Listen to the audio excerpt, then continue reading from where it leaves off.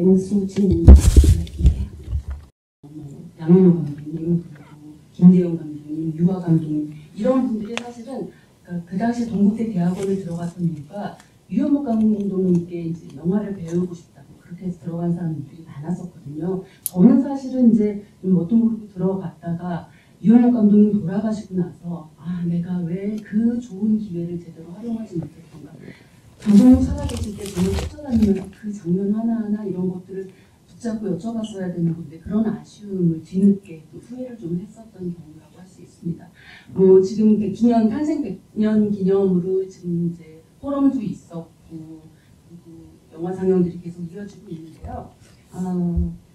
사실 아마 지금 젊은 관객분들도 계시고 조금 연로하신 분들도 계십니다. 그래서 다양한 어떤 관심사에서 유현목 감독님의 영화를 보러 오셨으리라고 생각을 하는데 실제로 유현목 감독님이 1925년에 태어나셔서 2009년에 돌아가셨습니다. 올해로 이제 태어나신 지 100년이 되는 해이고 많은 사람들이 이제 거의 동의하는 것은 20세기 한국사와 한국 영화의 산증입니다. 왜냐하면 일제시대 때 태어나셨잖아요.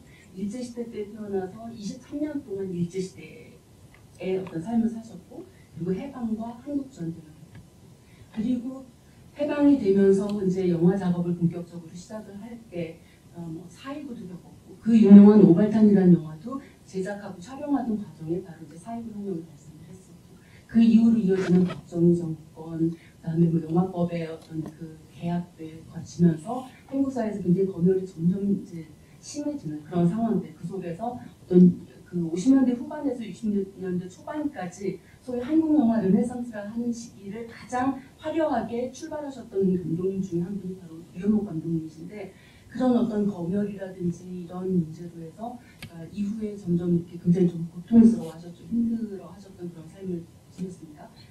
살아오셨습니다. 어쨌든 그래서 60년대에 한국의 어떤 그런 정치인식을 대표하는 감독이라는 평가를 받으셨고 가장 그 지식인 엘리트 영화인으로서의 어떤 자신의 책무, 내가 배운 사람으로서 영화를 하는 사람으로서 제가 사회에 대해서 어떤 발언을 할 것인가에 대해서 정말 좀 끊임없이 고민을 하셨던 분이고 예술인이자 또 이제 대학에서 학생들을 가르쳤던 교육자이시기도 하신데요.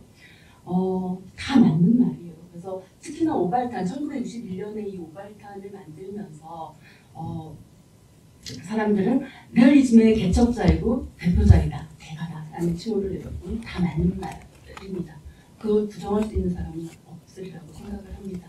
동시에 리얼리즘 계열의 영화도 만들었지만 정말 동국대 그 학생 시절부터 영화예술동호회라는 최초의 대학 동아리였죠. 동아리를 만들어서 해풍이라고 하는 최초의 단편 실험 영화라고 하는데 우리는 볼 수 없는 영화죠. 지금은 그런 영화를 만들었고 주류 영화 산업 시스템에서 작업을 해오시면서도 끊임없이 어떤 실험 영화, 영화 미학의 어떤 새로운 탐구들을 지속해 오셨던 분이시고 그래서 시네포엠이라든지 뭐 이런 어떤 실험 영화 계열의 동호회들도 계속해서 만드셨었던 그리고 나중에 70년대에 어떤 그러니까 이제 굉장히 영화사도 통폐합되고 거대한 이제 대형 스튜디오들 위주로 작업을 하도록 정부의 어떤 영화 정책이 그렇게 바뀌어가면서 이제 개인 감독들, 특히나 어떤 예술 작업을 하는 감독들이 영화를 만들기는 매우 힘들어졌거든요. 왜냐하면 최소한의 어떤 규모의 스튜디오와 카메라와 뭐 촬영 조명기사를 갖추고 있었고 이런 뭐 규정들이 있었기 때문에 이런 개인적인 작업을 하는 분들에게는 점점 더 기회가 많이 사라졌었죠. 그래서 70년대에 유프로덕션이라는 감독님 개인 제작사를 만들고 거기서도 이제 어떤 영화를 계속 동업을 하셨죠. 근데 그곳에 또 굉장히 많은 어떤 이제 실험적인 영화를 하시는 분들, 또 시스템 바깥에서 작업을 하려고 시도했던 분들, 그런 분들이 이제 그 유프로덕션 주변에서 많이 활동들을 했었고, 여러분들이 혹시 들어보셨다면 아시겠지만, 1970년대에 어떤 영화인 동문운동이라고 하는 하길종 감독을 대표로 하는 그 영상시대, 들어보셨죠? 그 영상시대의 근거지가 된 것이 바로 이 유프로덕션이기도 합니다. 그러니까 감독님, 유현목 감독님의 어떤 그 커리어, 영화 산업, 한국 영화 산업에 또 영화 예술에 기여한 것들은 어떤 스크린 안팎에서 굉장히 지속적으로 이루어졌다라는 것입니다. 그래서 그리고 이제 제가 작품에 대해서 그대와 영원히에 대해서 본격적인 이야기를 좀 하기 전에 그런 어떤 대표적인 지식인으로서 어떤 부조리, 사회 부조리와 좀, 어떤 좀 심각한 검열에 맞선 굉장히 좀 고독한 투쟁을 하기도 하셨거든요. 아마 음악의 자유라는 그 이야기를 들어보셨을 거예요. 그 1965년인가요? 이만희 감독님의 7인의 여포로라는 영화가 이제 반공법 위반이다 해서 이제 검열당하고 이만희 감독님이 이제 구속이 되는 이제 그런 상황이 벌어지죠. 그랬을 때 이현목 감독님이 해외 세미나 가셔서 이제 발표했던 게 바로 음악의 자유라는 이제 글이었고 발표문이었고 거기서 한국은 이제 국시, 이 반공이라고 하는 것은 정책이지 국시는 아니다. 그러니까 이 반공이라는 것이 우리 어떤 영화, 예술까지 하나하나 다 스며든다면 우리가 어떻게 자유롭게 예술을 통해서 이런 반공의 이야기를 할 수 있겠는가, 뭐 이런 이야기를 하셨어요. 그런데 아마도 이제 괘씸죄에 걸리셨겠죠, 당연히. 그래서 그것 때문에도 굉장히 고초를 당하셨는데 그리고 그 2년 후에 춘몽이라고 하는 그러니까 유현목 감독님 영화에서 굉장히 좀 어떤 실험적인 영화죠. 좀 아방가르드한 그런 영화인데 이 영화를 만들고 나서 이제 음화 제조 배포죄, 유포죄라는 명목으로 이제 또 조사를 받습니다. 동시에 두 가지를 다 받는 거예요. 반공법 위반과 이 음화 물 제조 유포죄 그래서 두 개의 어떤 그 법률 이제 심의관이라 뭐라 그러지 갑자기 그 재판을 받게 되는데 결국은 이제 뭐 마지막에는 이제 선고 유예로 끝나기는 했습니다만 어쨌든 설령 그것이 관객에게 보여지지는 않았다 할지라도 촬영 현장에서 여러 명의 스태프이 있는 데서 여배우의 누드를 찍은 것은 음악을 제조한 게 맞다. 처음에 이런 판결이 났던 거거든요. 보여지지도 않고 나중에 영화를 만들면서 잦은 삭제를 다 했던 부분임에도 불구하고 이제 그렇게 됐지만 결국 결과적으로 선고유예를 받았지만 그러한 시기에 얼마나 많은 창작에 쏟아야 할 에너지들이 얼마나 많은 다른 곳에 소모가 됐겠는가. 라는 것은 우리가 쉽게 유추할 수 있으리라고 생각합니다. 그 당시에 많은 감독님들이 굉장히 울분에 좀 떠셨고 굉장히 술과 고민 속에서 요절하신 감독님들도 많이 계셨던 그런 때였습니다. 이렇게 유현목 감독님을 어떤 실천적인 지식인으로서 사회에 대해서 인간에 대해서 사회의 부조리 현실과 어떤 인간의 고통, 인간의 존재 조건 에 대한 것들 그리고 종교적인 인간은 어떻게 구원될 수 있을까라는 어떤 그런 종교적인 구원에 이르기까지 유현목 감독님의 어떤 그 메시지는 굉장히 폭넓었는데요.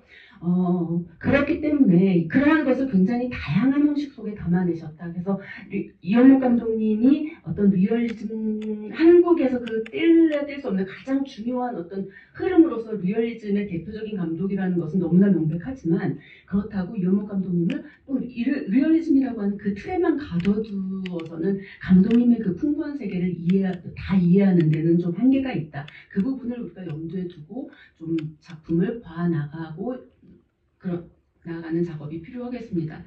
제가 이제 여담으로 조금만 더 말씀드리면 지난주 토요일이었나요?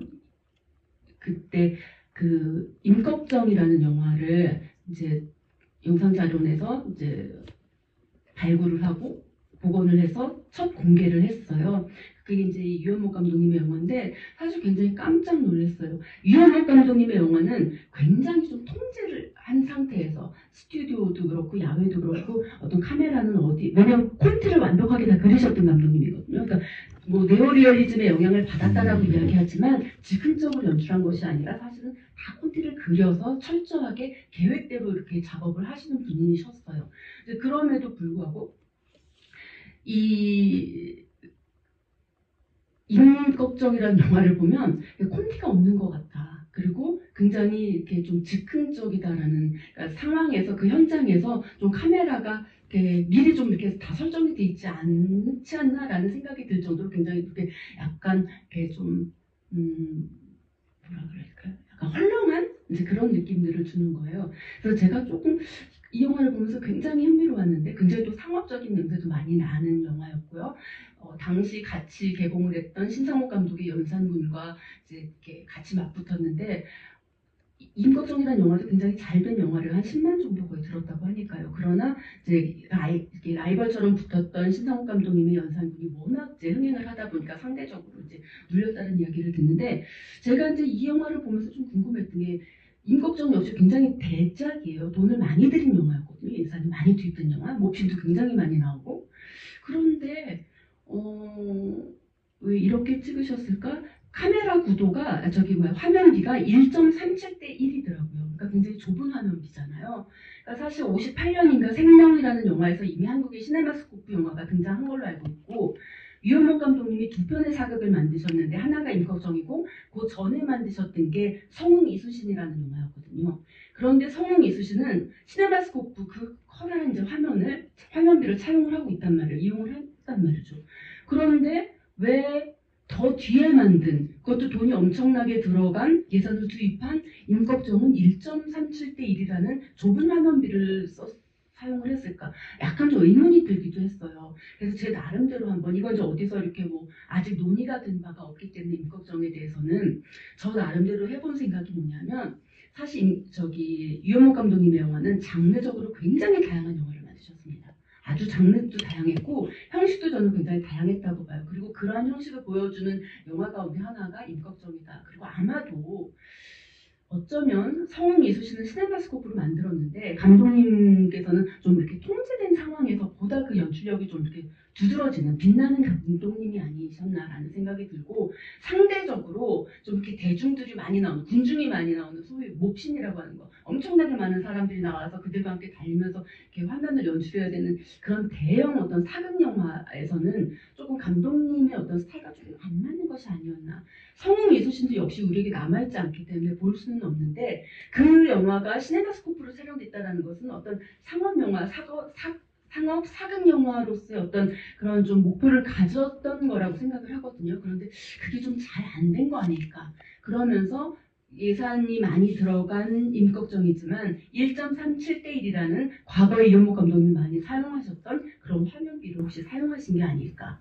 그것이 더 익숙하고 더 이렇게 어떤 조금 이렇게 이렇게 좀 축소된 화면 속에서 감독님의 어떤 연출을 좀 더 이렇게 구석구석 미칠 수 있게 한다라고 생각하지 않으셨을까? 이건 뭐 아무런 감독님도 안 계시고 지금 이제 뭐 현장에 계신 분들도 안 계시기 때문에 사실 확인할 수는 없는 거고, 혹시라도 이제 후세 연구자들이, 다른 연구자들께서 그 당시 어떤 자료들을 좀 낱낱이 이렇게 좀 실증적으로 연구를 하다 보면 혹시 이제 나올까라는 좀 의문을 가지면서 좀 생각을 해봤습니다. 어쨌든 감독님은 여러 가지 실험적인 작업들도 하셨고 실험 영화도 만드셨고 대작도 만드셨고 정말 상업적인 영화도 만드셨는데, 어쨌든 굉장히 다양한 스펙트럼 속에서 감독님 철저하게 영화 산업 시스템 안에서 작업을 하셨다는 것을 잊지 말아야 된다. 그리고 다양한 장르를 만드셨고, 그래서 이제 그렇기 때문에 그런 영화 스타일, 영화의 어떤 형식들이 그런 방식에도 투영이 되고 있다라고 저는 보고 있습니다.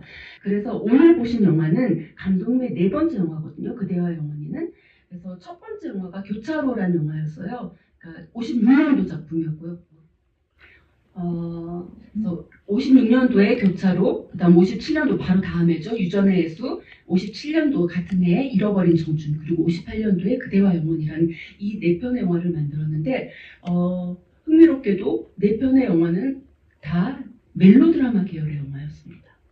그래서 좀 그 다음에 또 감독님이 굉장히 많이 만드신 영화가 문예 영화죠. 당대 어떤 전통 소설이든지 아니면 당대 소설이든지 이런, 그러니까 소설들, 문학을, 순수 문학을 이제 각색해서 영화로 만들었던 문예 영화들이고, 사실 감독님의 가장 그 걸작이다라고 한 영화들은 다 이 문예 영화에서 나왔어요.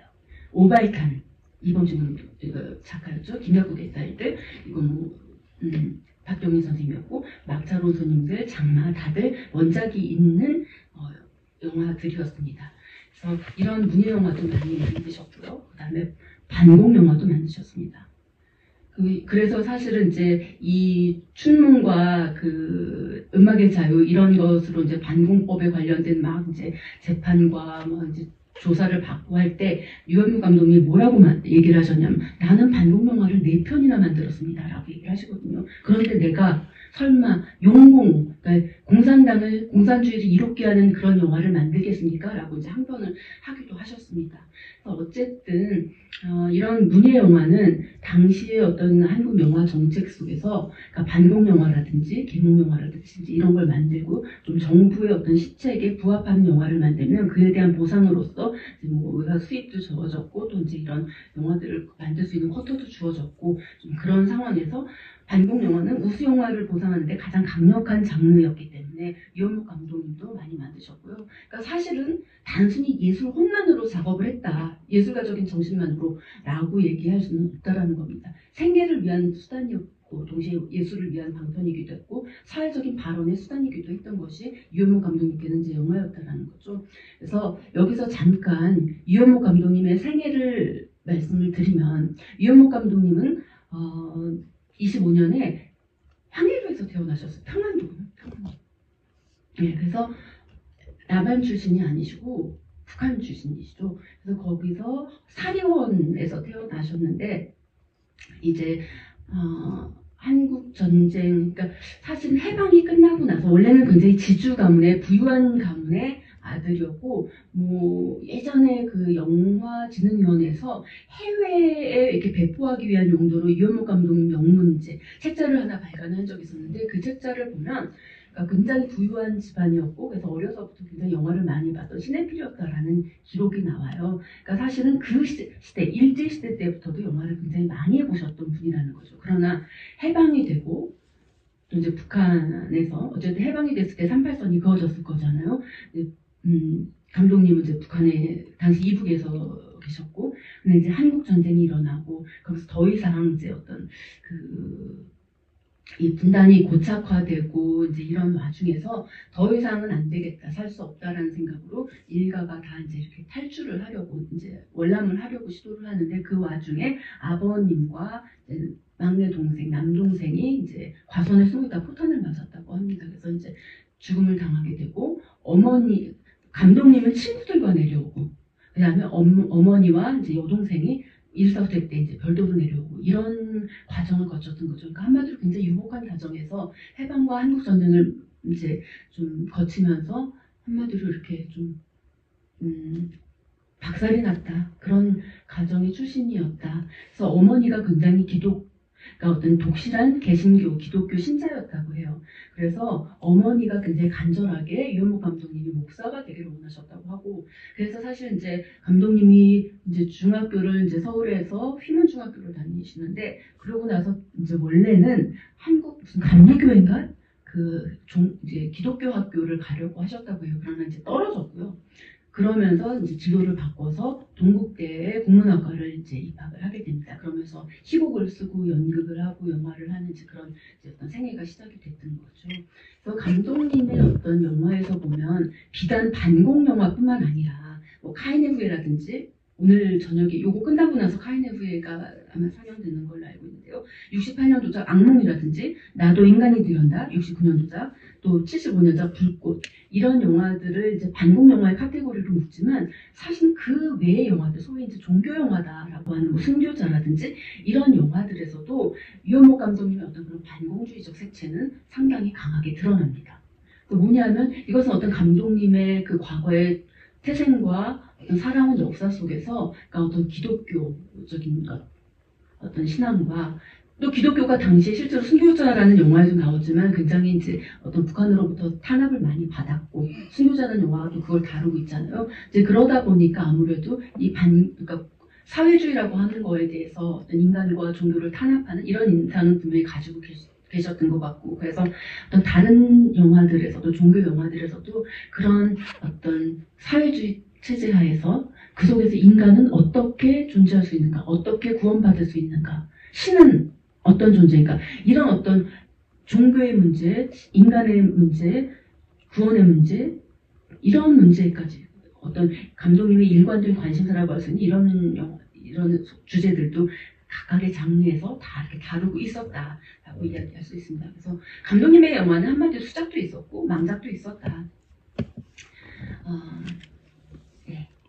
그래서 이제 여기서 감독님의 어떤 테마를 보면 인간이라는 의 존재 조건 그리고 사회 현실 여기서 이 인간의 고통이라고 하는 것은 굉장히 실존적인 고통이에요. 그래서 감독님도 이제 그 해방 후에 굉장히 다양한 사조가 들어오고 그 문화 평론을 문단을 거쳐서 영화 쪽에도 이제 들어오는데 이 어떤 실존주의 사조라고 하는 것도 굉장히 중요했었죠. 그리고 뭐 20년대, 30년대에도 물론 이제 헐리우드 영화, 유럽의 뭐 이제 시적 리얼리즘 영화 이런 다양한 영화들이 들어오다가 태평양 전쟁, 특히나 일본이 그 진주만을 공습하면서부터 이제 아직 해방되기 전에 잠깐 미국 영화가 이제 금지가 되거든요. 그리고 다시 해방 이후에 이제 다시 이제 급속도로 밀려 들어오게 되죠. 특히 미국 영화는 뭐 수입 뭐 이런 어떤 조건, 유럽 영화와 다르게 아무런 조건 없이 어마어마하게 많이 들어왔었죠. 그래서 이제 그런 영화들 속에서 해방 후에 이제 영화 작업을 했던 감독님은 굉장히 다양한 유럽의 예술 영화와 헐리우드의 어떤 장르 영화들, 예술 영화들을 보면서 이제 어떤 영화적인 자양분을 삼았다라고 말씀드릴 수 있겠습니다. 그래서 이러한 감독의 테마는 한마디로 또 이런 어떤 테마와는 당연히 감독의 어떤 미학적인 태도에 좀 영향을 주겠죠. 그래서 어떠한 미학, 우리가 흔히 리얼리즘이라고 얘기하는 앙상하게 이야기하는 것을 넘어서서 어떤 방식으로 이제 감독님은 영화를 찍고 자신의 주제를 찍고자 했는가. 그러한 미학적인 태도는 또한 작가의 어떤 스타일이라고 하는 것, 굉장히 개인적인 어떤 스타일이라고 하는 것에 또 이제 형성하는 데 영향을 미치니까요. 그래서 한마디로 감독님이 언제나 하셨던 얘기는, 레오 감독님이 항상 했던 얘기는 영상으로 살아라. 나는 영상으로 사고한다. 라는 이야기를 굉장히 많이 하셨어요. 그리고 자신의 영화의 미장센은 세로의 영화다라는 표현을 쓰시거든요. 세로, 말 그대로 가로 세로인데 자 이게 무슨 얘기일까 생각하면 흔히 시네마스코프 화면도 있잖아요. 그러니까 뭐 성이수신에서도 시도를 했던, 그러니까 시네마스코프라고 하는 것은 당시 이제 텔레비전이 등장하고 이러면서 텔레비전과의 어떤 그런 이제 경쟁 속에서 굉장히 이제 와이드 스크린, 그러니까 좀 화면이 넓고 좀 스펙터클이 가능하고 이러면서 좀 영화만의 어떤 그런 장점들을 살리기 위한 당시 어떤 기술적인 대응이었다라고도 할 수 있는데. 사실은 이제 와이드 스크린이라고 하는 것은 굉장히 이렇게 넓게 펼쳐지는 것이고 어찌 보면 조금 더 평면적일 수 있는 거죠.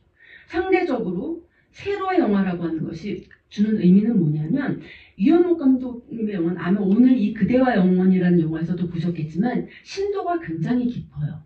그래서 전경, 중경, 후경이 굉장히 다 이렇게 심도가 맞으면서 화면이 굉장히 깊숙하게 보여진다는 거죠. 그래서 이런 소위 이제 디포커스라고 하는 것들, 심도가 깊다라고 하는 것은 초점을 어느 한 곳에만 주는 것이 아니라 그 전경과 중경과 배경에 놓여 있는 모든 피사체들, 그게 인물이 될 수도 있고 세트가 될 수도 있을 텐데 그들의 골고루 다 이렇게 눈길을 주는 거죠. 눈을 주면서 그 화면 안에 내 있는 어떤 그 인물들을 이렇게 좀 관찰하게 하는 거예요. 그래서 다시 말하면 이현목 감독님의 테마가 뭐라고 했냐면 어떤 환경 속에 놓여진 어떤 이런 사회적인 부조리에 놓여진 인간의 고통과 어떤 실존이라고 했잖아요. 그렇다면 그것이 인물을 도드라지게 하는, 인물을 클로즈업하고 배경을 지우고 인물의 액션을 중심으로 한다면 그런 어떤 인간의 실존에 대해서, 고통에 대해서 이야기하기가 쉽지 않을 것이다. 그렇다면 이현목 감독님이 그런 자신의 관심사를 가장 잘 구현하기 위해서는 그런 세로의 영화라고 본인이 표현한 그런 깊은, 심도가 깊은 화면들을 굉장히 중요한 기법, 어떤 선택이었다라고 볼 수 있다. 이렇게 볼 수 있을 것 같습니다. 그래서 자신의 주제와 가장 적합한 형식을 그냥 좀 성실히 탐구하셨다. 그래서 환경 속에 던져진 인물.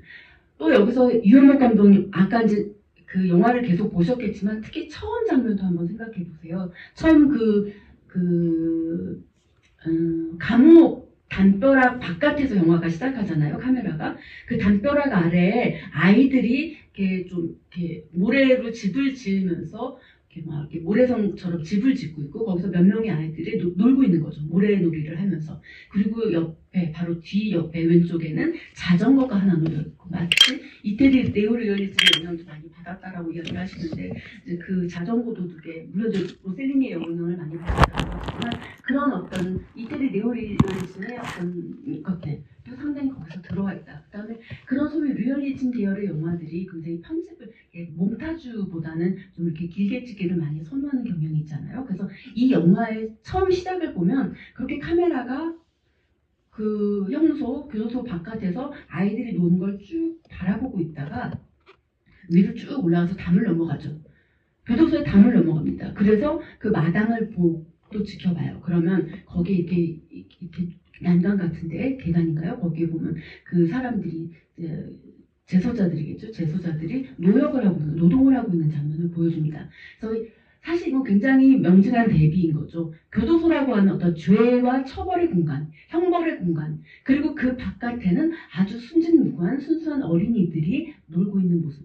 두 개, 순진무구함과 죄 없는 아이들과 죄가 있는 사람들이 있는 공간을 담벼락 하나의 사이에 두고 둘의 모습을 이렇게 이제 넘어가면서 롱테이크로 2분에 걸쳐서 보여주고 있거든요. 그럼 결국 이 아이들, 아직 때묻지 않은 이 아이들이 이렇게 담을 넘어서 어떤 어른들의 모습을, 죄수들의 모습을 보여줬을 때 어쩌면 이 아이들 중에 일부는 또 그렇게 될 수도 있는 거겠죠. 그렇게 죄를 빠질 수도 있는 것이고 그런 벌을 받게 될 수도 있는 것이고 감독님의 그래서 그 첫 번째 그 오프닝도 바로 그런 감독님의 테마를 보여주고 있고 그래서 사실 영화의 첫 장면부터 댕댕 교회 종소리가 울리잖아요. 그리고 이제 그렇게 교도소의 장면을 보여주면서 또 교회의 어떤 풍경을 이렇게 정면으로 보여줍니다. 그리고 그 교도소 안에 들어와서 이제 주인공인 광필이가 배우 일용이 이제 그 돼지 김승우 씨죠. 김승우 씨가 여기서 이제 등장을 하는데 이 두 사람이 이렇게 대화를 보여주는 장면에서도 보면 이게 음악인데 분명 어프 사운드인데요. 이 음악이 또 역시 교회 종소리 같이 울리고 있거든요. 그래서 사실은 여기는 분명히 죄의 공간이고 형벌의 공간이고 처벌의 공간이에요. 자기의 죄값을 치르는 공간이에요. 그럼에도 불구하고 여기서도 울리는 어떤 그런 종소리 같은 것은 어떤 느낌을 주냐 하면 비록 이 사람이 지금 이 광필이가 죄를 지어서 이 교도소라는 공간 안에 들어와 있지만 이 사람은 구원을 받을 수 있지 않을까라는 생각을 우리는 하게 되는 거죠. 그러한 사운드와 어떤 미장센을 통해서 그리고 거기서 내일 이제 출소하게 되는 것에 대한 설렘을 이야기하면서 보셨지만 자기가 10년 동안 박박 긁어서 만들었던 그 예수상이었나요? 성모상이었나요? 그걸 이제 들고 있잖아요. 그래서 이 공간은 어떤 죄 지은 자의 공간이면서도 동시에 어떤 그 구원이 가능한 구원의 공간이라는 점을 암시를 하고 있습니다. 네.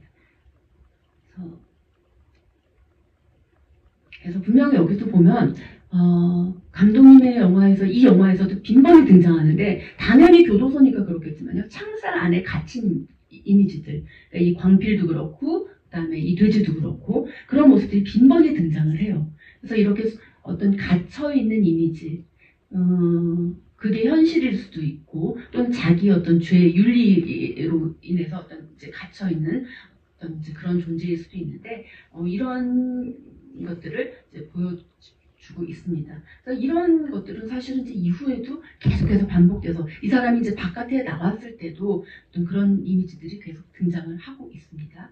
자, 이렇게 이제 현재의 이미지를 다 보여준 다음에 바로 어떤 장치로 들어가냐면 이제 플래시백으로 들어가게 되죠. 그래서 10년 전 물론 이제 돼지한테 자기 얘기를 하는 것처럼 이야기를 하는데 10년 전 자기가 교도소에 들어오기 전에 저질렀던 사건들에 대해서 이야기를 합니다. 그런데 이 플래시백이라고 하는 장치가 또 굉장히 흥미로운 장치잖아요.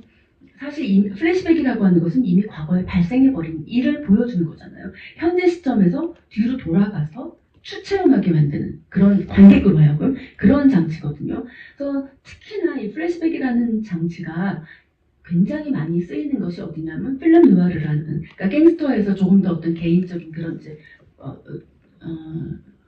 갱스터가 좀 고전 조금 너무 깊이 들어가는 것 같은데 어쨌든 뭐 갱스터의 조금 이렇게 이후에 40년대 이후에 조금 전후에 헐리우드에서 좀 발명으로서의 그러니까 좀 액션 영웅, 반영웅으로서의 갱스터의 시기를 지나서 일반 갱스터 영화를 지나서 좀 이렇게 전후에 암울했던 그 상위 군인들이 전쟁에서 돌아오고 나니까 사회는 다 뒤바뀌어져 있고 상위 군인이 돼서 돌아왔는데 사회는 나를 받아주지도 않고 내 일터였던 곳에는 예전에는 가정을 지키던 여성들이 나가서 사회적으로 일을 하고 있고 이러면서 어떤 그 좀 사회에 대한 어떤 울분, 자신이 이렇게 쓸모 없어진 것 같은 그런 이제 어떤 울분 이런 것들이 사회에 대해서라기보다는 이제 사회로 나온 집 밖으로 나온 여성들에 대해서 이렇게 좀 굉장히 어떤 그 대립각을 세우게 되는 그런 장르라고 이제 후에 이제 비평가들에 의해서 이제 많이 평가를 받는데 어쨌든 그런 필름 누아르라는 장르에서 많이 사용이 되는 겁니다. 그래서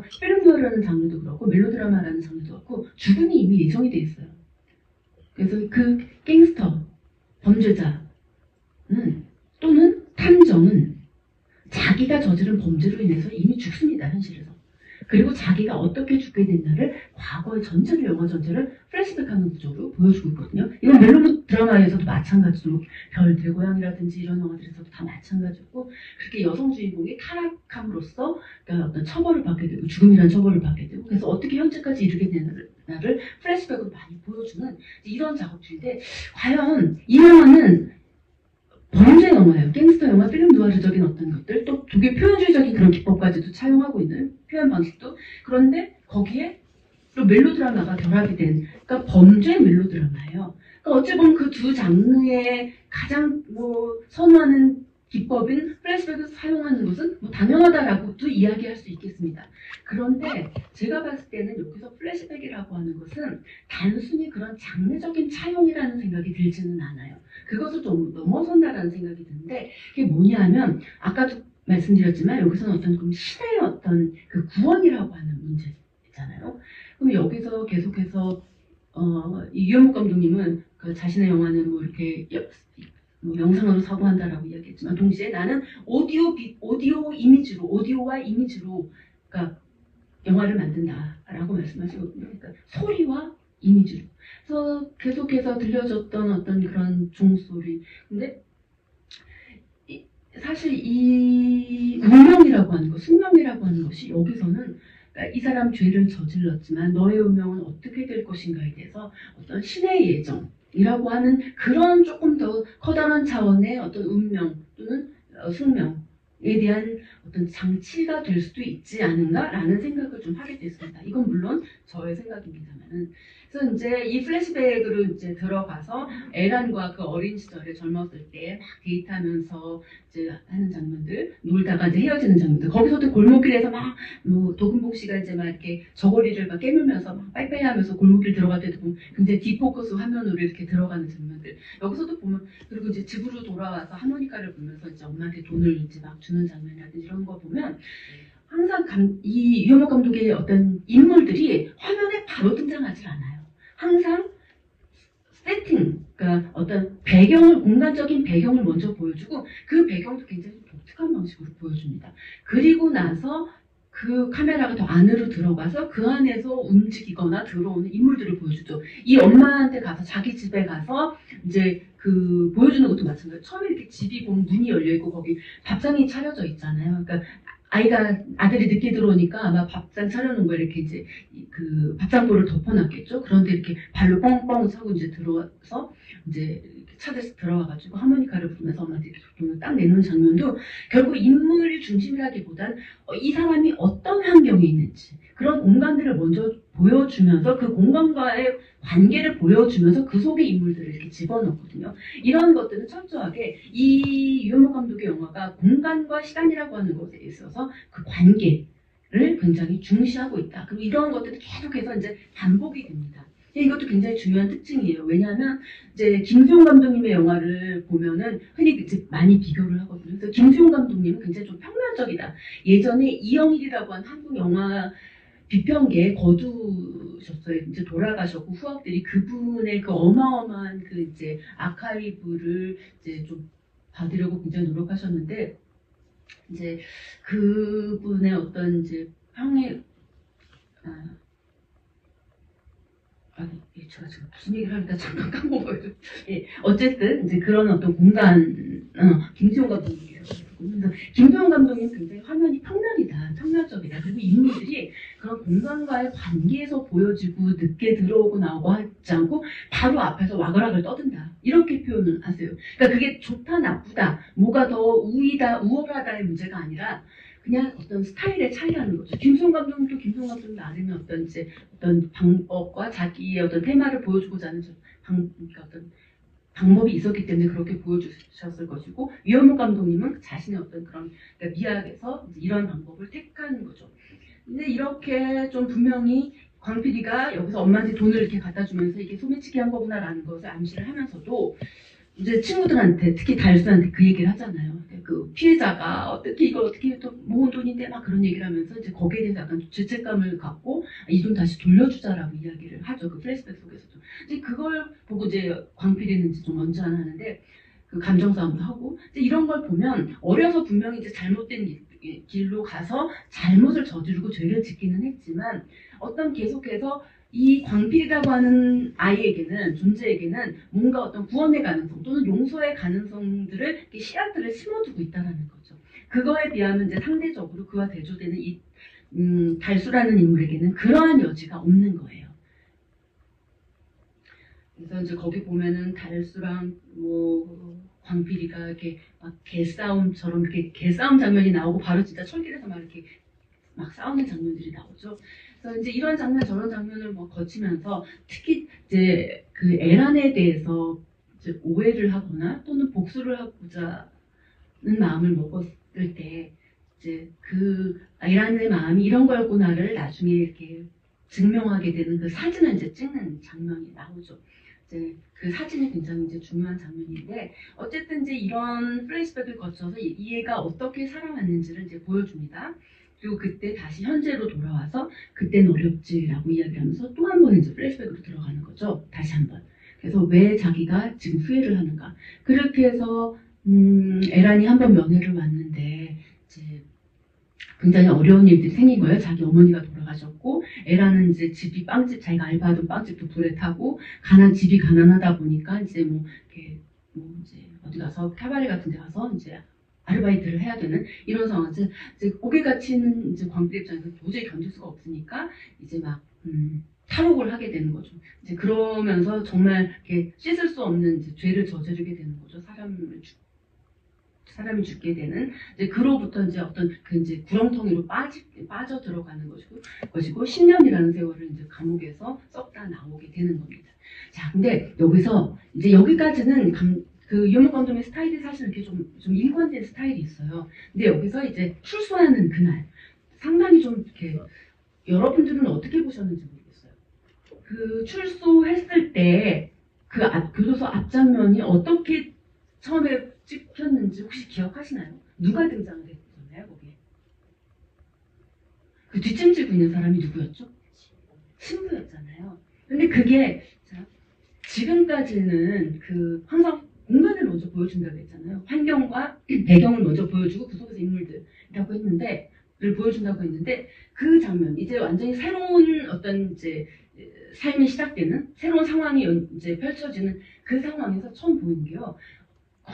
정말 이렇게 이 사람의 그 등을 클로즈업 보여주듯이 보여주고 있는 뒷짐지고 있는. 그래서 이 굉장히 좀 다른 어떤 이미지로 등장을 하고 있단 말이에요. 이렇게 좀 어찌 보면 굉장히 거대한 느낌이고 그 사람을 이렇게 거쳐서 이제 교도소에서 나오는 이제 광필의 모습을 보여주고 있거든요. 자, 우리는 이제 여기서 에란을 찾다가 뒤늦게 사실은 이제 그럼에도 불구하고 신부 같은 상문을 발견하지 못하죠. 그랬을 때 결국 상문이 가서 말을 걸죠. 정말 나를 알아보지 못하겠나, 나를 모르겠나 라고 얘기를 해요. 자, 이때 이 상문과 광필이 어떤 구도로 보여졌는지 혹시 기억하십니까? 굉장히 인상적인 장면이었는데요. 다리 사이로 보여줬었죠. 그렇죠. 상문이 이렇게 다리를 벌리고 있고 그걸 뒤에서 잡아주고 있지만 상문의 그 다리 사이, 가랭이 사이로 그 광필의 모습을 보이거든요. 그래서 사실은 이 장면이 한 번만 나오는 게 아니잖아요. 굉장히 두세 번 나온단 말이죠. 그래서 이건 뭐지? 좀 굉장히 독특한 어떤 슈트고 구도다라는 거.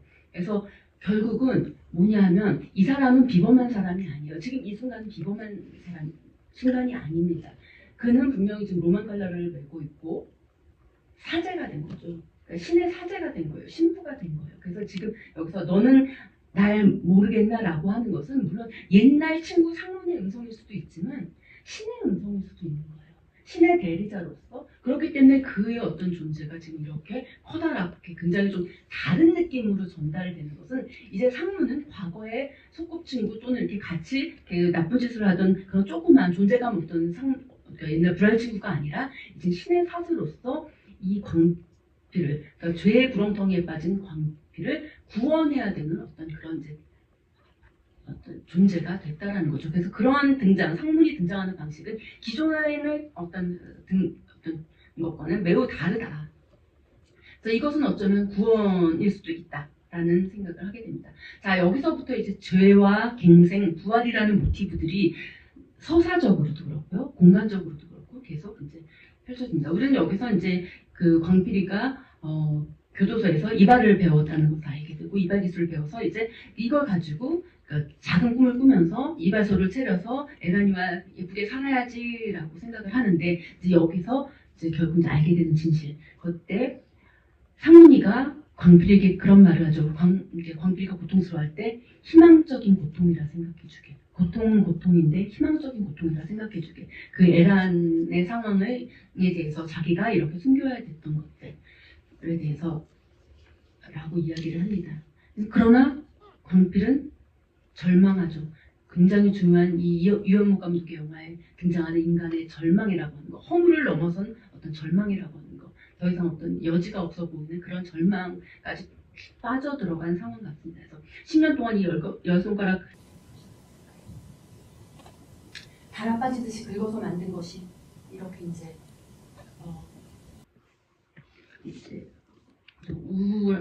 오열하다 못해 이렇게 이제 이걸 풀어뜨리게 되죠.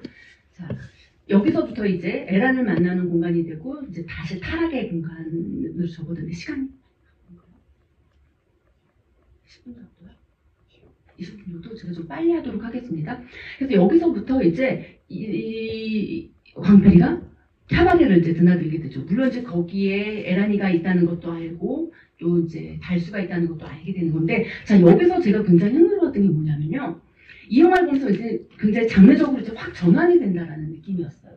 그리고 그걸 굉장히 강하게 떠올렸던 영화가 바로 2년 전에 나왔던 한영로 감독의 자유부인이라는 영화였습니다. 혹시 자유부인이라는 영화를 보셨다면 아마 이 영화가 서사 차원에서도 그렇고요. 그 다음에 공간, 댄스홀이라는 공간도 그렇고, 거기서 이제 나중에, 그러니까 뭐, 광필이가 막 춤추듯이 막 그러다가 막 비틀거리는 장면도 그렇고, 굉장히 유사해요. 그래서 이게 물론 당시 50년대 후반이 어떤 그 댄스홀 샤바레가 굉장히 성행했었다고 하지만, 그러나 그런 어떤 미장센의 측면에서 보면 매우 유사한 점이 있다. 그리고 서사 측면에서 그래서 이게 이 자유부인이 워낙 엄청난 흥행을 했던 영화였기 때문에, 당시에 정말 사회적인 어떤 신드롬이었고 스캔들이 됐던 영화였기 때문에 그 영향에서 이제 이 그대와 영원히도 자유롭지 못하구나라는 생각을 했었는데, 찾아보니까 단순히 그 차원이 아니라 이 자유부인의 조연출을 했던 박성호라는 분이 이 그대와 영원히의 오리지널 시나리오를 쓰셨더라고요.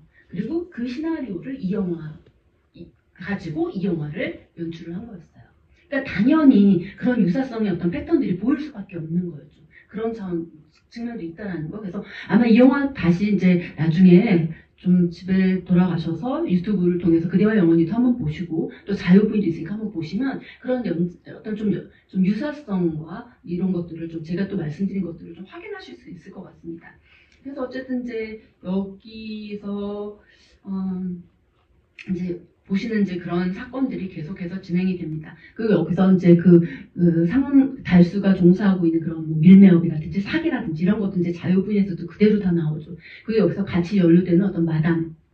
그 영화에서는 이제 그 윤주라고 하는 여자 주인공 오선영의 그 친구로 나왔던 그 사기에 가담하는 어떤 주인공들. 그래서 결국 이제 처벌을 받는 어떤 그러니까 자본주의 경제 질서를 교란시키는 이제 이런 경제 사범들이 되는 거죠. 그래서 이런 사람들이 이제 막 등장하고 거기에 이제 다시 이 광필이를 이제 이렇게 끌어들이려는 달수의 어떤 음모가 있습니다. 그래서 어쨌든 이렇게 이제 에란에 대해서 배신감을 느끼고 상처를 받고 그러나 이제 어쩔 수 없는 이제 뭐 이런 상황에서 광필이는 이제 붕대를 감고 이제 뭐 거리에서 칼을 꺼내서 이제 바라보죠. 뭔가 누구를 향해서 어떤 이제 복수를 꿈꾸면서 이런 상황에서 다시 한번 그 장면이 지나고 나면 또 한 번 그 다리 사이 숏이 나와요. 아마 어떤 장면이었는지 기억하시나요? 그게 어디였냐면 에란과 그 딸이 등장하는 장면. 에란이 이제 병원에 있을 때 이제 뭔가 광필이의 얘기를 들으니까 기운이 나서 이제 이렇게 머리를 빗고 하는 장면에서 보면 딸이 처음 등장하는 장면이 또 예사롭지 않은 거죠. 이렇게 다리를 딱 벌리고 서 있고 그 딸의 다리 사이를 통해서 에란의 모습이 보여지잖아요. 자, 이건 첫 번째랑 굉장히 좀 유사한 장면인데, 자, 여기서도 뭘까? 도대체 이 에란도 역시 죄를 지은 여자예요. 광필이와 마찬가지로. 그러면 이 딸을, 신부가 된 상문이 그 광필을 보여줬던 그런 장면과 지금 딸을 통해서 에란을 보여주는 이 장면, 역시 죄를 지은 에란. 그렇다면 이 유사한 어떤 그 구도는 뭘까라고 한다면 이것 역시도 어떤 구원의 모티브라고 할 수 있지 않을까라는 상상을 한번 좀 해볼 수 있다라는 거거든요. 자, 그리고 나서 이제 이런저런 이제 그러면서 이제 멜로드라마의 어떤 클로즈업으로 이제 영화가 막 들어가기 시작합니다. 에란의 얼굴도 보여주고 막 이모들을 보여줘요. 그때 이제 광필이가 병원에 오게 되죠. 여기서 다시 한번 또 다시 가랭이 숏이 나오게 되죠. 다리 사이 숏. 이번에는 광필이의 다리를 사이에 이렇게 걸고 그 사이에 에란의 가족들 달수와 딸과 에란이 보여지거든요. 자, 여기서 보면 이 죄라는 것, 그 누가 죄인인가, 그 누가 구원하는가 라고 하는 것이 이 어떤 삼각형의 그 구도, 다리에 보여지고 그 뒤에 그 배경에 그 딥포커스를 통해서 그 뒤에 배면에 보여지는 그 어떤 인물들과의 구도 속에서 이 관계, 죄와 구원의 어떤 관계들이 보여지고 있다는 생각이 드는 거예요. 그리고 충분히 그렇게 볼 수 있겠다. 어쨌든 이런 구도를 몇 번에 걸친 구도를 통해서 우리는 어떤 누군가가 구원을 받을 것인가에 대해서 좀 이렇게 예측이 조금씩 가능해진다. 그래서 어쨌든 굉장히 광필이는 고통의 몸부림을 칩니다. 그래서 이 죄와 형벌, 인간의 고통, 구원이라고 하는 것은 굉장히 유현목 감독이 굉장히 오랫동안 추구했던 작품 속에서 일관되게 추구했던 어떤 그런 실존주의적인 그런 어떤 인간의 고통이기도 하고, 예, 당연히 또 그런 고통이 또 신과의 관계도 연결이 되어 있죠. 사실 그 프랑스 누벨바그도 그렇고 그 이전의 어떤 그 유럽의 그 감독들도 그렇고 실존주의라고 하는 것이 사실 굉장히 이제 어떤 기독교가 아니라 이제 천주교 이제 어떤 기독교죠, 그렇죠. 기독교와 좀 맞물려 있는 그래서 이제 그런 사조였고 유현목 감독의 영화에서도 자신의 어떤 살아온 경험과 자신이 받아들인 영화와 어떤 사조와 이런 것들을 통해서 이제 그런 테마들이 계속 반복됐다. 반면에 이런 구원의 어떤 그 삼각형 다리의 구도가 나온다고 하면 반면에 어떤 시점부터 달수가 있는 그 세계상사인가요? 그 사무실은 그러니까 어떤 죄가 계속해서 일어나는 그 공간에는요. 또 무슨 W자도 아닌 X자 같은 모양의 어떤 그런 창틀이 아니라 그런 나무 장식 같은 것들이 많이 보일 거예요. 사실 제가 기억하는 게 이 영화도 역시 그 헐리우드 갱스터 영화, 필름 누아르 또 뭐 멜로드라마 뭐 여러 멜로드라마는 좀 아닌 것 같고요. 그런 영향들을 굉장히 많이 받았는데 제가 좀 기억하는 것이 그 하워드 옥스의 스카페이스라고 하는 영화에 보면 그 사람을 죽일 때 갱스터들이 사람을 죽일 때마다 이렇게 X자가 하나씩 이렇게 천장에 가까운 그 이제 벽에 나무로 X자들이 이렇게 하나하나 늘어가는 그게 이제 뭔가 일부러 갖다 놓는 것이 아니라 그냥 자연스러운 그 공간 안에 있는 미장센으로 그렇게 보여주고 있는데 이건 X자는 아니다. 뭐 약간 그렇지만 사실 약간 그런 X의 느낌을 주는 것들이 계속 반복이 돼요. 어느 순간부터 이제 그러면서 너는 너에게 그러니까 죄를 용서하지 그러니까 뉘우치지 않는 자 계속해서 어떤 스스로를 구원하지 못하는 자에게는 무엇이 주어질 것인가 미래의 당신에게는 어떤 것이 올 것인가 라는 것에 대해서 일종의 어떤 뭐 실질적인 육체적인 또는 상징적인 어떤 죽음에 대한 그런 어떤 그 선언 같은 것이 좀 있지 않나라는 생각이 듭니다. 예, 그래서 뭐 촛불의 모티브도 그렇게 계속 등장을 합니다. 그래서 죄를 누가 지었는가, 죄를 지은 자가 누구인가라는 이제 것, 누가 구원을 받을 수 있는가라는 것이 계속해서 이제 질문이 되고 있고요. 그래서 네, 그 상문에게 뭐 에란이 이제 그런 이런 테마가 이제 계속 반복이 됩니다. 그런데 제가 여기서 또 하나 이제 굉장히 특이한 앵글 하나만 더 지적하고 나서 어떤 그 자유분과 연계성 속에서의 어떤 그 젠더 문제를 좀 지적을 하고 싶은데요. 굉장히 또 하나 특이한 앵글이 나왔던 게 이제 이 상문이가 자기 일당들하고 이제 어떤 신분을 살해하려는 모의를 하잖아요. 이제 다 알고 있는 사람이 신부니까 그냥 두면 안 되겠어 처치하라는. 근데 굉장히 이들의 얼굴이 이렇게 마치 천장 위에 있는 것처럼 보이고 아주 익스트림 로우 앵글에서 이들의 얼굴을 잡아주고 있잖아요. 근데 사실은 이들이 이렇게 얼굴이 모이하는 이들 얼굴이 이렇게 원형처럼 있으면서 이 익스트림 로우 앵글인데 마치 그 중앙에서 그들의 얼굴 중앙에서 아래에서 이렇게 쏘는 듯한 카메라 앵글을 보여주고 있잖아요. 이거 구도도 굉장히 비일상적인, 그러니까 어떤 눈높이 앵글도 아니고요. 그 전에 이 인물들이 계속해서 어떤 공간 속에서 이렇게 보여줬던 것과 다르게 이런 굉장히 좀 특이한 앵글들이 계속해서 구도들이 이제 등장을 하고 있는 것은 굉장히 어떤 그러니까 영화 바깥의 감독의 목소리 또는 어떤 신의 목소리에 준하는 것이 아닌가 해서 여기서 그들 원으로 하나를 이렇게 카메라가 이제 쏘아주는 것도 굉장히 좀 이들의 어떤 운명에 대한 하나의 좀 카메라의 발언인 것 같은 느낌을 좀 줍니다. 그래서 어쨌든 이제 이 상황에서 에란도 죽어가고 있고 뭐 이제 고해성사를 하게 됩니다. 네, 에란이 이제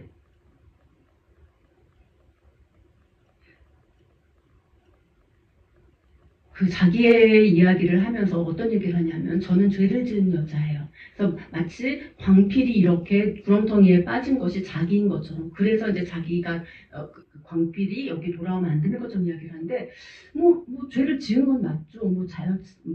무슨 죄를 지었는지는 모르겠지만 뭐 누군가를 속인 거는 있겠으나 사실 이렇게 대놓고 다른 사람에게 소위 범죄라고 하는 걸 저지르진 않았거든요. 사실은. 그럼에도 불구하고 나는 그에게 커다란 죄를 지은 사람이고 자기의 죄를 끝없이 이렇게 고백을 하고 있어요. 에란이가. 거의 고해성사와도 같이요. 자, 여기서 제가 좀 의아했던 것은 이 여성에 대한 어떤 내러티브의 귀결이에요. 에란 결국은 죽죠. 사실 크다는 잘못을 그렇게 저지르지도 않았어요. 뭐 불륜이라고 할 수도 없고 물론 이제 뭐 자기 스스로 고백하듯이 이게 복수심인지 뭔지 자기도 잘 모르겠지만 그렇게 뭐 달수와 살면서 자기가 이걸 쾌락처럼 이렇게 즐기고 있는 것이 아닌가. 그로부터 이런 뭐 약간의 죄책감 이런 걸 얘기를 하면서 여성이란 이런 존재인가 뭐 이런 얘기. 사실 이 테마가요. 굉장히 자유부인에서 형성된 한국형 그 모성 멜로드라마의 어떤 여성을 처벌하는 그 서사와 매우 비슷한 면이 있거든요. 여성은 죄를 지었어요. 근데 사실 더 큰 죄는 남자들이 지었어요. 그럼에도 불구하고 실제로 그 서사 안에서 미장선 안에서 정말 미장센 안에서 처벌당하는 것은 여성들이에요. 오선영은 비록 사람을 죽이지 않았지만 어쨌든 아들이 자유부인에서 아들의 용서를 계기로 해서 남편한테 이제 받아들여지는 듯 열린 결말로 그 문지방에 대문 문지방에서 눈을 맞으면서 흑흑 울면서 이제 반성하고 있고 그렇지만 역시 벌은 거죠. 남편으로부터 버림받을 뻔했으니까. 그러나 경제사범이었던 오선영의 친구는 죽음이라는 처벌을 받아요. 같이 경제사범이었던 남자들은 어느 순간 화면에서 사라져버려요. 자, 근데 이 화면에서도 보면 여기서도 보면 사실 정말 사람을 죽인 사람들은 누구인가? 정말 커다란 범죄를 지은 사람들은 남자들이에요. 근데 그것에서 물론 이제 남자들도 죽지요. 달수도 죽게 되고. 근데 과연 이 에란이가 그렇게 죽을 만큼 물론 질병이지만 한국 멜로드라마 여성 멜로드라마에서 여성이 죽는 것은 뭐 타락한 죄에 대한 또는 순결을 잃은 거에 대한 어떤 죄값으로 병들어 죽거나 뭐 이런 게 항상 내러티브의 어떤 그 이제 클리셰처럼 있어왔잖아요. 그런 것처럼 이 에란도 병들어서 이제 죽거든요. 자, 이런 죽음에서 결국은 물론 구원을 받는다라는 이미지를 줍니다. 그 구원을 받는다라고 우리는 생각을 하게 되고, 그래서 약간의 어떤 막달레나 마리아 같은 그런 느낌을 주기도 하죠. 그래서 성녀와 창녀의 어떤 그런 두 가지를 다 가지고 있는 인물처럼 이 에란이가 묘사가 되고, 그래서 결국 그녀의 죽음은 죽음이지만 사실은 구원이 가능해라는 이야기를 하는 것도 같고, 그래서 그 이후에 그녀가 죽었을 때 이 딸과 딸은 사실은 아까 딸의 구도로 봤을 때는 이 존재 역시도 사실은 사제와 마찬가지로 어떤 구원의 상징일 수도 있다라는 거예요. 그래서 이 딸이 그렇게 커다랗게 보였던 것은 그러니까 죄를 짓지 않은 어떤 딸의 존재, 미래의 희망으로서 이 영화는 많은 그 죄를 저질렀고 용서를 하고 회개를 하고 처벌을 받고 회개를 하고 구원을 받지만 이 순진무구한 아무런 죄를 짓지 않은 아이를 이 딸을 어린 딸을 이 전면에 세움으로써 그리고 그들과 함께 걸어가게 함으로써 어떤 이 죄와 구원이라고 하는 이 테마가 좀 완성이 되고 있지 않는가. 그래서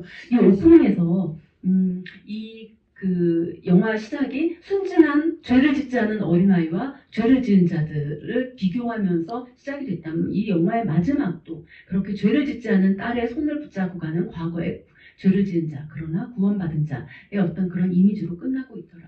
그래서 이러한 어떤 유현목 감독님의 테마는 사실은 우리가 흔히 장르 영화라고 이야기하고 이 영화에 대해서 그대와 영원히에 대해서는 제가 별로 이렇게 좀 이렇게 평을 보지를 못했어요. 그러니까 상대적으로 멜로드라마에 대해서도 이야기할 때도 잃어버린 청춘에 대해서는 조금 더 중요하게 그러니까 유현목 감독의 어떤 그런 테마를 이야기한다 멜로드라마 속에서 이런 이야기를 하지만 이 그대와 영원히에서라는 영화에서 그런 얘기를 하는 경우를 제가 이렇게 많이 보지는 못하는 것 같은데 좀 제가 읽어낼 때는 이러한 멜로드라마 속에서도 분명히 그러한 테마들이 어떤 다양한 장르와 어떤 자기의 어떤 고유한 인장, 스타일을 동원을 해서 다양한 장르 속에서 작업을 해야 됐던 그 자신의 어떤 조건 속에서 분명히 진행이 되고 완성이 된 영화다라고 좀 말씀을 드릴 수 있을 것 같습니다.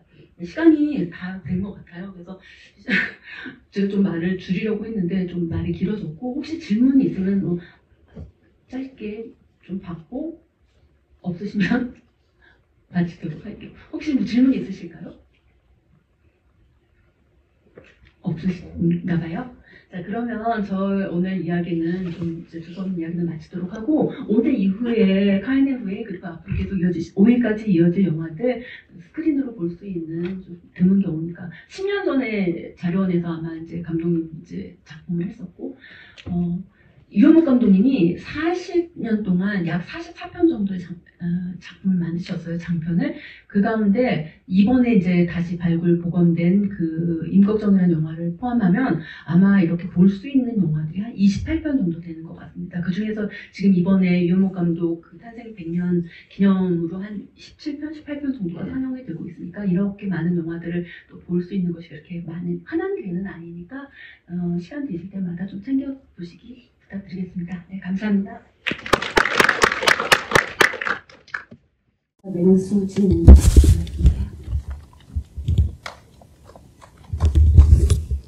아까 객석에는 그래도 좀 영화 보실 때는 많은 분들이 계셨는데 지금은 다들 화장실에 가셨나요?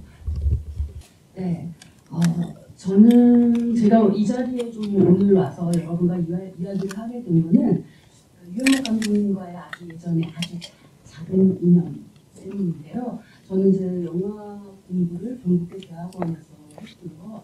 그래서 한 학기 정도 이제 유현목 감독님 거의 이제 이렇게 좀 나중에는 귀도 잘 안 들리시고 발음도 조금 힘들어하시고 그래서 조금 수업이 이제 중단이 됐었는데 거의 마지막 무렵에 학기를 영화 제작 워크숍이라는 수업을 들었던 학생이고요. 그러니까 제가 이제 대학원에 가자마자 꼭 그러려던 거는 아니었는데 어쩌지 하다 보니까 입학한 그 기수 가을에 입학한 지 일주일 만에 저희 신입생 환영회가 있었는데 제가 그 일주일 뒤에 어떻게 하다 보니 결혼을 하게 된 거예요. 그래서 이걸 어떡하지? 그 선생님께 말씀을 드려야 되겠는데 싶어서 청첩장을 하나 이렇게 준비해 보다가 유현목 감독님이 그때 드렸어요. 사실 이제 일주일 동안 만날 것 같습니다라는 뜻으로 드렸는데 갑자기 유현목 감독님이 그거를 보시더니 그때 이렇게 제 손을 딱 잡으시더라고요. 잡더니 일어나라고. 일어났더니 제 손을 붙잡고 노래를 불러주셨어요. 축가를. 그래서 좀 그랬던 약간 좀 로맨틱한 어떤 그런 기질이 있으셨던 감독님이다라는 기억이 있습니다. 그러나 지금 생각해보면 사실 정말 굉장히 많은 감독님들 지금 춤으로 영화 산업 주류 현장에서 굉장히 열심히 일하시는 작업하시는 김성수 감독님이라든지